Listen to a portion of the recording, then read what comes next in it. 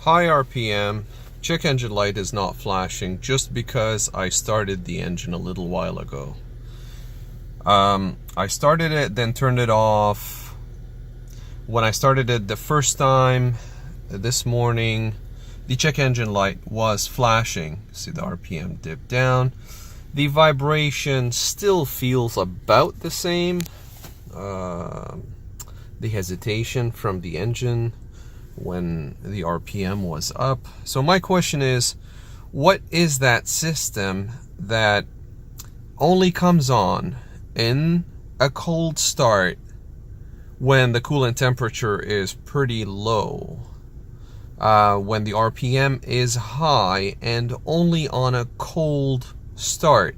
This is a 2009 Audi A4 2.0 T CAEB engine.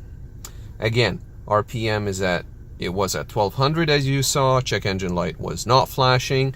The problem that I've been having was that the check engine light would flash on a cold start, and it did flash just about an hour ago when I was diagnosing the problem. So when I turned it on, the RPM did go to 1200, but the check engine light did not flash. What is that system that comes on only when engine is cold, but on an initial start? So first time I turned it on, check engine light flashing. Second time I turned it on, even though it was relatively cold, the check engine light did not flash. I'd appreciate any inputs because I've been hunting this problem for a really long time.